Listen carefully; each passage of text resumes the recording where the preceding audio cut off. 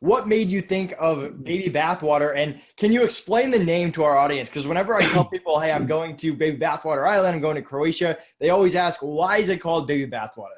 Yeah, totally. So the origin of the idea and the business are very kind of came out the same way the name did. This was not an intentional business. This came out of kind of scratching our own itch, and it accidentally, organically just kept growing based off of the people who came loving what was going on and referring to friends. Um, but like I said, for a decade, I was running these virtual businesses. But honestly, our biggest hockey stick growth curves always happened when I attended events, whether they were terrible or they were awesome. I always met one or two great people. That was always my goal. One or two people who I could build a relationship with where I have something to offer them, they have something to offer me, and we can combine forces in some way, whether it's as simple as an affiliate thing or a partnership or, there's a lot of options. And in that same period, my current business partner, Baby Bathwater, he is a bit older than me, was a little more seasoned, helped me avoid some pitfalls that my young and overly optimistic mind was getting into, and he would see it.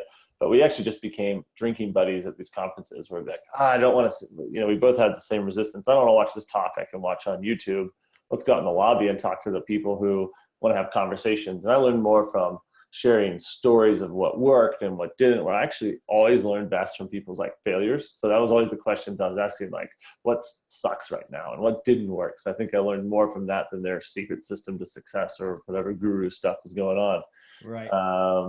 But we kind of developed a vernacular where he'd be like, how was that event? I'd be like, there was some baby, but it was mostly bathwater.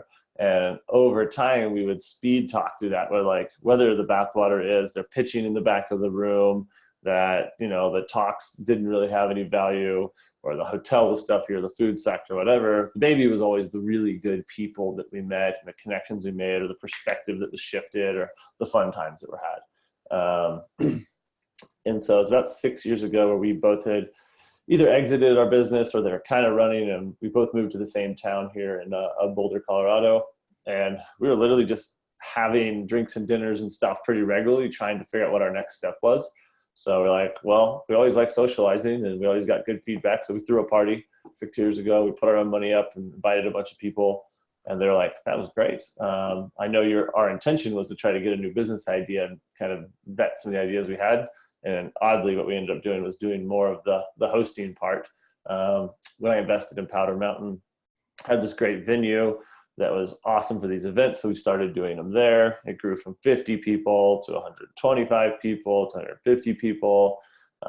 We never did any marketing. It was all, this guy went, thought he knew some other good culture fit people, and he invited some friends.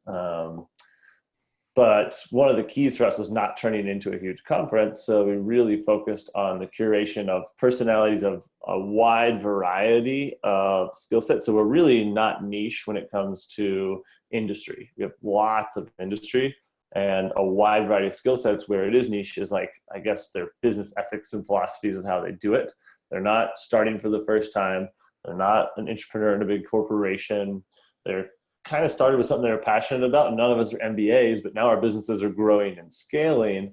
And it's sort of the conversation of, oh crap, the problems I had to get going are not the problems I have to scale. And that's sort of the conversation. And then there was just so many events for the professional speaker, coach, guru. And this is more for the not recognizable face, but crushing it and doing a great job. But also very humble and will tell you what's not working too. Because they're behind the scenes and figuring out how to turn the levers and wear a million hats, and they can kind of enjoy having a conversation with peers about the journey that everybody's on. So, I mean, people know conferences, they know masterminds, they know networking events, obviously parties. Where does it kind of fall into that? Can you give people a little glimpse behind the scenes of what they can expect if they attend one of your events? And I'm kind of telling you, because I want to know what to expect when I attend a week and a half.